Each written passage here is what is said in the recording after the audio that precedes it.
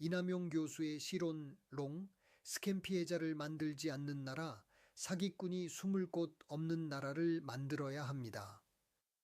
스캠은 전화, 문자, 메신저, SNS, 광고, 투자 권유, 연애 감정 등을 매개로 상대의 신뢰와 심리를 속여 인증 정보를 빼내거나 송금을 유도해 금전과 계정을 탈취하는 조직적 기망범죄입니다. 보이스피싱과 메신저 피싱, 투자 사기, 로맨스 스캠은 수법이 달라도 본질은 같습니다. 취약한 사람을 흔들어 판단을 마비시키고 돈의 흐름을 바꾸며 계정 통제권을 뺏는 것입니다.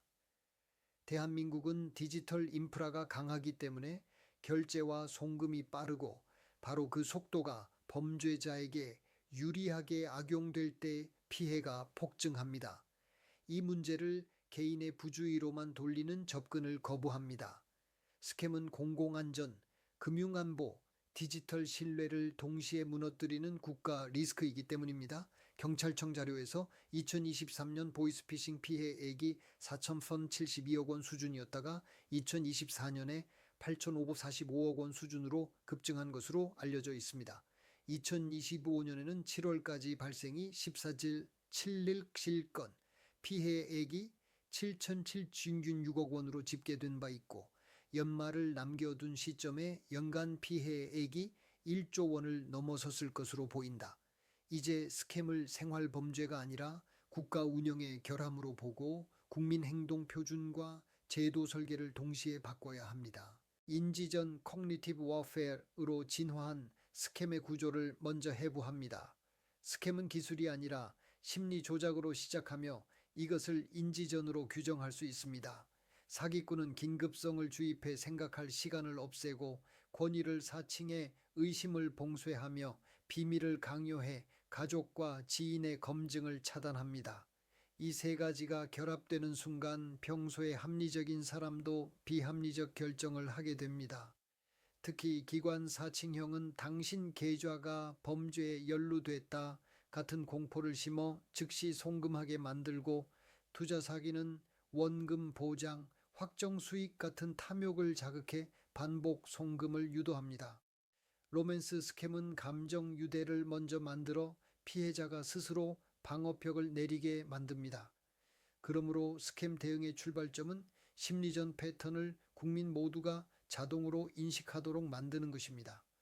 이 문제가 한 나라의 특수 현상이 아니라 글로벌 산업형 범죄입니다. 미국의 경우 2024년에 소비자가 신고한 사기 피해액이 125억 달러를 넘어섰고, 인터넷 범죄 신고 기반 통계에서는 2024년 손실이 160억 달러를 넘었다. 영국에서도 계좌이체를 유도하는 송금형 사기 피해가 연간 수천억 원대에 해당하는 규모로 보고되며 사건 수가 수십만 건 단위로 거론됩니다. 싱가포르는 2024년에 스캠 피해액이 최소 11억 싱가포르 달러 수준으로 발표되었고 사건 수는 5만 건을 넘었습니다. 규모는 다르지만 패턴은 모두 같습니다. 결국 해법도 동일한 방향으로 수렴합니다. 글로벌 베스트 프랙티스의 결론은 피해자에게만 조심하라 하지 말고 시스템이 먼저 막게 하라입니다. 단순한 홍보는 오래가지 못하고 범죄자는 홍보를 학습해 더 교묘해집니다. 그러므로 금융권은 이상거래를 더 빠르게 멈추고, 플랫폼은 사기 계정과 광고를 더 빨리 차단하며, 수사기관은 지급정지와 추적을 더 촘촘히 연결해야 합니다. 국민의 표준 행동을 결합해야 한다고 봅니다. 국민이 멈추고 확인하는 순간 시스템이 즉시 개입하도록 연결하면 범죄자의 성공률은 구조적으로 무너집니다. 대한민국의 피해 흐름에서 가장 무서운 점은 재확산과 고액화입니다. 2023년 피해액이 수천억 원 수준으로 낮아진 듯 보였다가 2024년에 8,045억 원 수준으로 뛰었다는 흐름은 범죄 조직이 수법을 고도화해 방어체계를 다시 뚫고 들어왔음을 시사합니다. 2025년에도 상반기만에 피해액이 수천억 원대로 누적되었다는 자료가 공개되며 경각심을 더했습니다. 이런 급등 국면에서 항상 동일한 공통점을 봅니다. 원격 제어 앱, 악성 링크, 가짜 고객센터, 기관 사칭, 그리고 대포 통장과 자금 세탁의 결합이 동시에 강화됩니다. 국민이 한 번만 방심해도 연쇄 송금으로 피해가 커지는 구조입니다. 연령대도 고정관념대로만 움직이지 않습니다. 한때는 고령층 중심으로 인식되었지만 최근 자료 흐름에서는 20대 이하와 60대가 동시에 높은 비중으로 나타났다는 분석이 공개된 바 있습니다. 이는 디지털에 익숙하면 안전하다는 믿음이 위험하다는 뜻입니다. 청년층은 투자 구인, 대출 중고거래, 가상자산 사기에 노출되고 고령층은 기관 사칭과 가족 사칭에 취약해지는 경향이 나타납니다. 즉, 취약성은 지식 부족만이 아니라 심리적 순간, 상황적 압박, 관계망의 단절에서 생깁니다. 그래서 예방은 교육만으로 부족하고 일상의 행동 규칙으로 굳어야 합니다. 바로 그 규칙을 가장 단순한 형태로 확정해야 합니다. 피해를 줄이려면 통계를 보는 방식도 바꿔야 합니다. 단순히 발생 건수와 피해액만 보지 말고 골든타임 내 지급 정지 비율, 피해금 회수율, 계정 탈취 후 2차 피해 발생률, 대포 통장 차단 건수 같은 운영 지표로 관리해야 합니다. 운영 지표는 기관의 책임을 명확히 하고 개선 효과를 측정하게 만듭니다.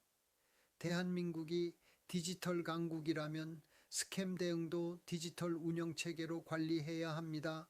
숫자를 통해 제도를 조정하고 제도를 통해 숫자를 낮추는 선순환을 만들어야 합니다. 예방의 핵심은 국민 행동의 단순함이며 국민 표준 행동을 생각해 봅니다. 첫째, 지금 당장이라고 다그치면 멈추고 확인합니다. 둘째, 돈과 인증을 요구하면 끊고 반드시 통화로 재확인합니다.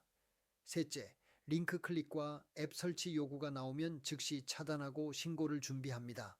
이 세 문장은 나이가 달라도 직업이 달라도 기술 수준이 달라도 그대로 적용됩니다.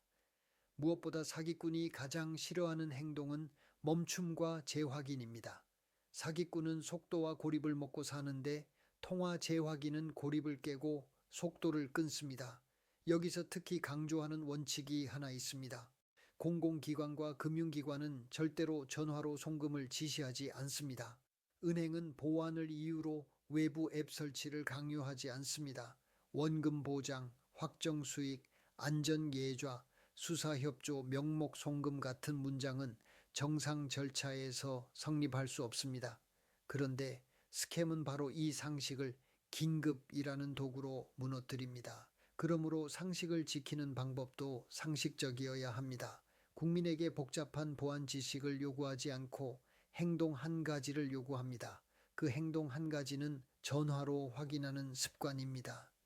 메신저 피싱은 가족과 지인의 말투를 흉내내고 로맨스 스캠은 감정 결속으로 판단을 흐립니다.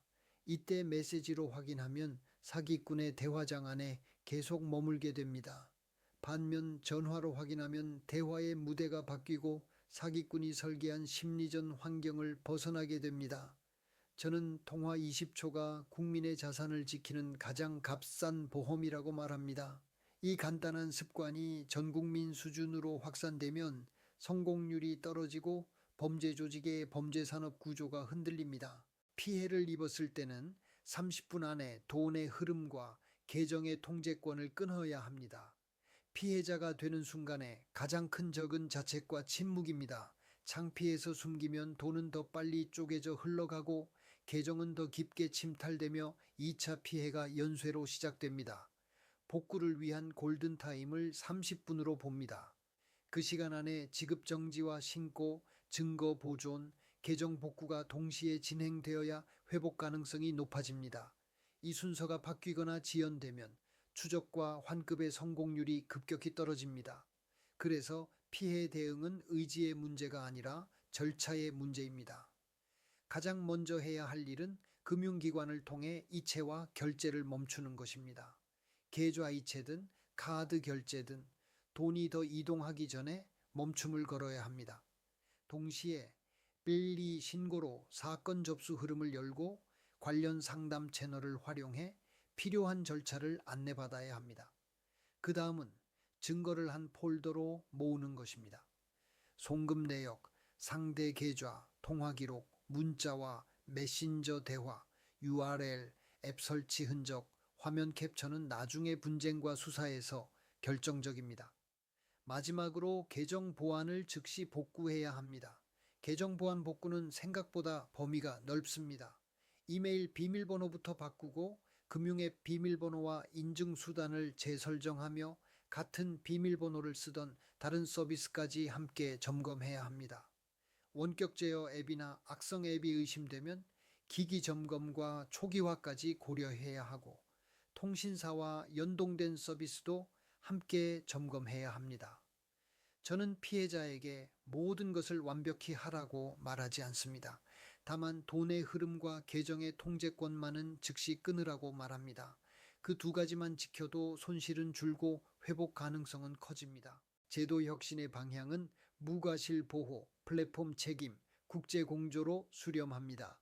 국민 행동 지침이 강해도 제도가 느리면 범죄자는 다시 이깁니다. 제도 혁신을 네 가지 키워드로 제시합니다.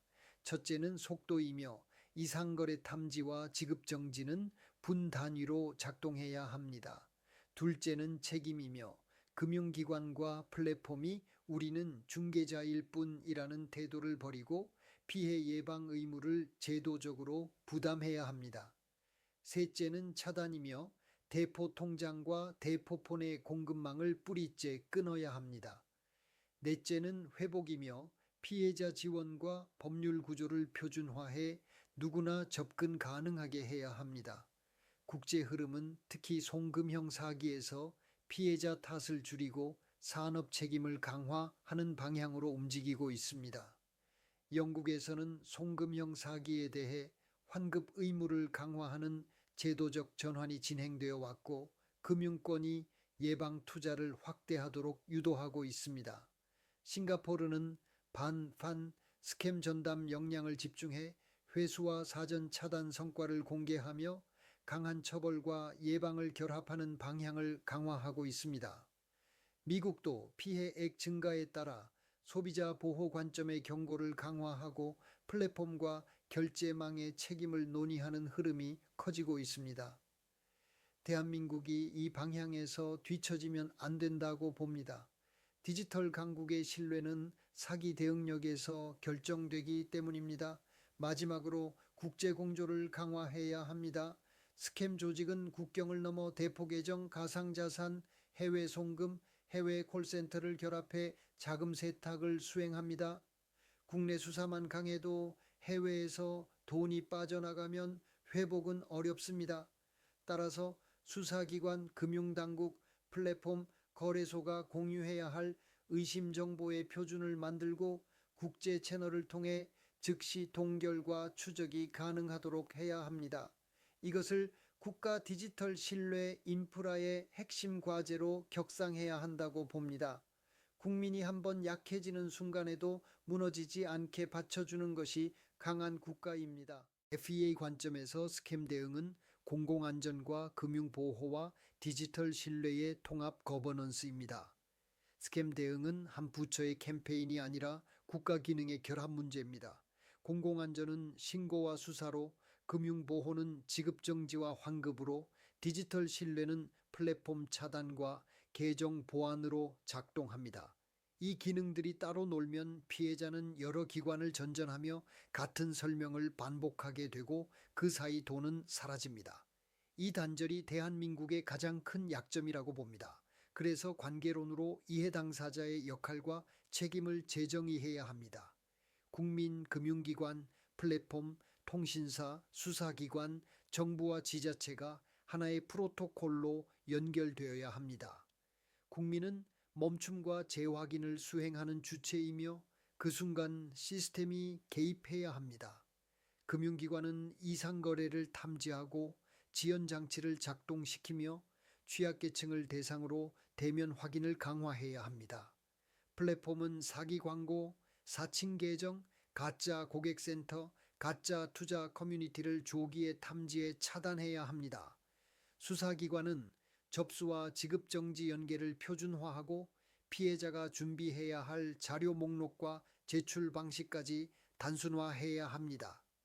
지자체와 교육기관은 교통안전교육 수준으로 스캠 교육을 정례화해 생활화해야 합니다. 여기서 실행 가능한 결론을 다시 한번 강조합니다. 지금 당장이라는 말이 나오면 멈추고 확인합니다. 돈과 인증을 요구하면 끊고 통화로 재확인합니다. 이미 당했으면 숨기지 말고 즉시 지급정지와 신고를 합니다. 이 세 줄이 국민의 습관이 되면 사기꾼은 속도와 고립을 잃고 산업 자체가 흔들립니다. 디지털 강국 대한민국이 디지털 사기에 약한 나라로 남을 이유는 없습니다. 이제는 국민 행동 기준을 표준화하고 금융과 플랫폼과 수사가 같은 방향으로 정렬되어야 합니다. 국민 여러분 스스로 풀어야 합니다. 은행, 경찰 등의 관계기관을 의지하지 마세요. 이남용 교수의 시론롱을 시청해 주셔서 감사합니다.